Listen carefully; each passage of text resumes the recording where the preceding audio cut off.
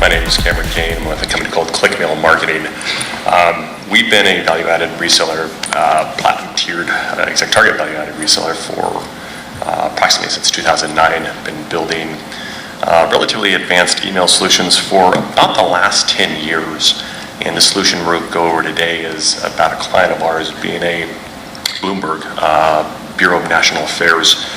They're the leading source of legal, regulatory, and business information for professionals. Those professionals include attorneys, accountants, government officials, lobbyists, policymakers, elected government officials, etc. And they have approximately 100 paid newsletter subscriptions that they sell to their client base. The business challenge we were presented with is they wanted to leverage a top-tier ESP as an integral part of the B&A publication system. They wanted a solution that would easily scale as they bring additional email products to market. They wanted a solution that was 100% automated, so once it leaves their system, it's sort of set it and forget it. And last, they wanted a highly customized email spanning over 100 email publications.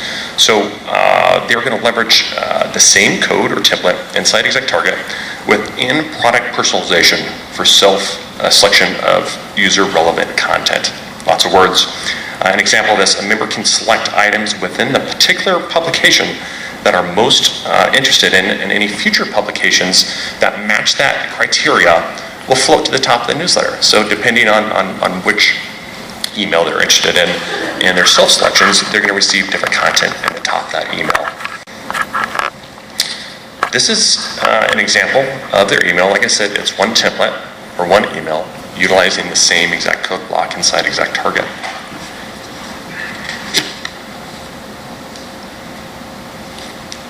Diving a little bit deeper into the email, you can see on the right-hand side the large arrows indicate large sections or categories of content that can be changed.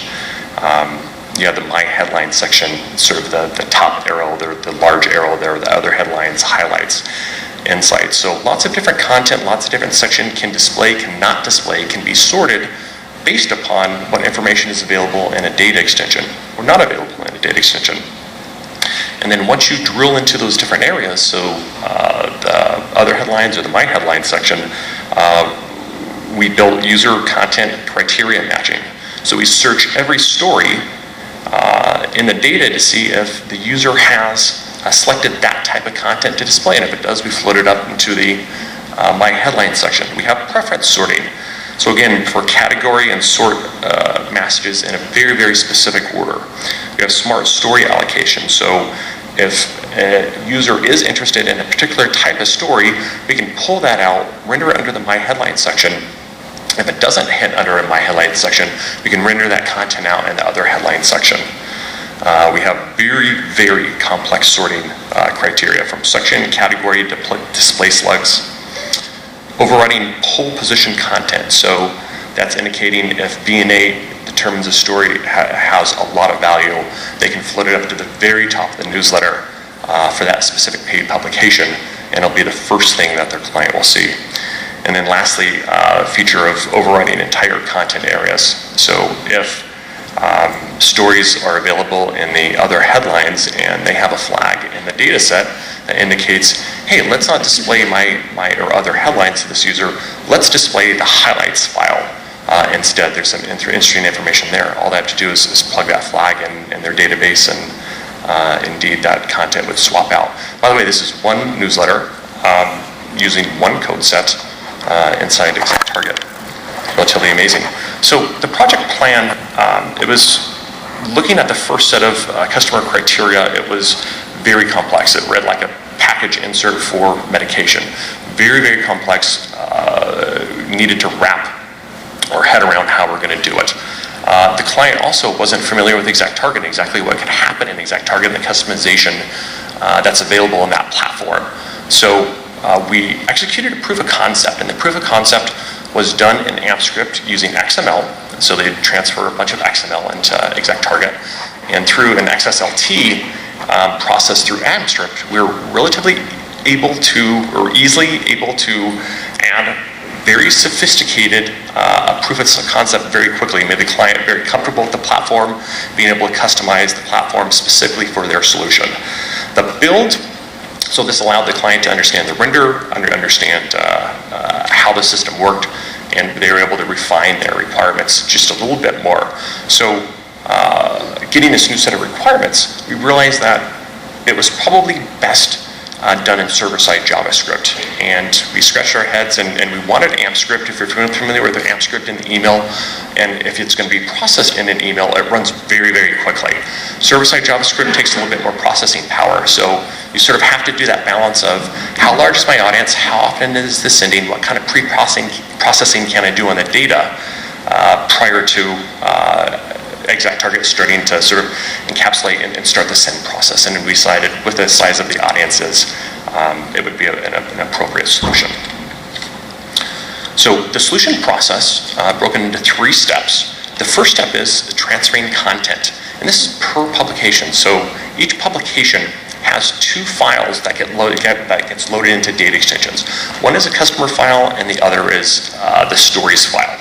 So via API, it pops on, sends the file to the ExactTarget SFTP, and then an import process is started on that data. And where you see the gray line there, that's an indication of they're going to stop and they're going to check and make sure everything executed properly. If not, they're just going to shut down this entire process. Step 2 pops on. They load a very small snippet of content into a content area. They're going to, again, on the API call, they get positive confirmation that indeed the content made into ExactTarget. And then step 3, they perform the user-initiated message. And I'm sure all of you are familiar with user-initiated message. It sort of binds the email content to the audience with all of the other email attributes. And so you see a basic structure of the email on the right-hand side where you see the core server-side JavaScript logic at the head, and then that's controlling the rest of the sections in the email. So the data structure, as I mentioned, there's 2 files that are pushed into ExactTarget on a daily basis per product. The customer file, so that of course has the customers they're sending to. A little different about this customer file is it contains preference information. So if you have, as a customer, chosen 5 items that you're interested in for a particular publication, you're going to have 5 lines in this customer file. At the very end of those lines, it's going to have something called the term ID, and it's going to just be a single number, and it's going to indicate the category of content that they're interested in. And the other side is the story data extension that contains the titles, display slugs, heading, URL, etc. But at the very end, there's a term list, and it could be 1 number, it could be an array of numbers. And our job, when we start to send this email, is per customer, figure out if they have any term IDs available, and then traverse the story database and make sure and see if we can find a hit on one or multiple categories. And if we do, we know that story then is a preference, and we can float it up into the my headline section. As I mentioned, this is executed using server-side JavaScript. We broke the code into 5 basic sections. The first, we do all the data extension lookups, array creation, population. Second, we create more arrays, the actual arrays that ultimately end up rendering in the email. Third, we do the content allocation into those arrays. So we start searching or traversing the arrays, seeing what stories have matching criteria, and then allocating them to the specific array.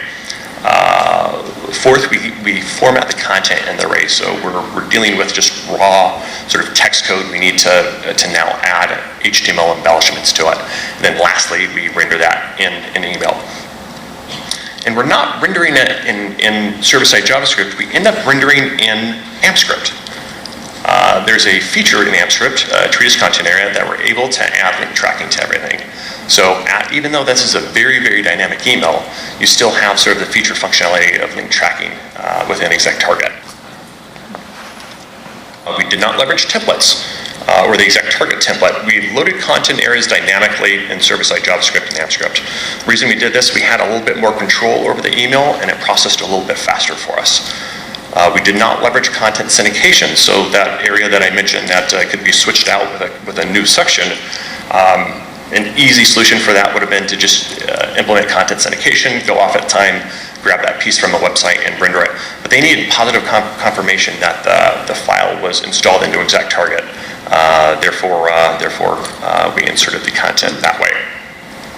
We parameterized the data extension lookups. So they have 100 products. Next year they can have 200, 500, 1,000. It doesn't matter. Once you do the initial user initiated message to the original customer data extension, it's pulling all the information it needs out of that data, and then it knows which story data extension to look up for its content. As I mentioned, the solution was in server-side JavaScript. However, when we had the data ready for print, we ended up using the AMPscript function treat as content area for link tracking. And lastly, we separated the code from most all of the HTML. If they needed a change in color, a change in brand, very, very simple to do something like that. And on the home stretch here, items to consider if you're going to build a solution like this for yourself or one of your clients. One is to make the determination of if you're going to use server-side JavaScript or AMPscript. They both have pros and cons, and you don't have to exclusively use one or the other. You can have a blend there. Structure the architecture to help with the heavy lifting, so have very thoughtful queries. So if you have queries that need to process the data down, don't have it do it as it's trying to send an email. Put it a step before, or possibly a program even before that, to pre-process any data that needs pre-processing. Smart naming taxonomy, so make sure that, as I mentioned with data extensions, you're in a position you can easily scale, and you don't have to go back and maintain another set of sort of lookup criteria that you don't need to. And lastly, make sure those programs are set up in a very safe fashion. So if you do pop on a step one and it's going to execute a bunch of queries to fill data extensions you could be sending to, make sure if they fail the entire program, so you don't send an email to possibly an incorrect audience. And lastly, if you're going to be leveraging the API, when you're sketching out the solution, and you identify a few API calls, make sure you make those API calls at that point.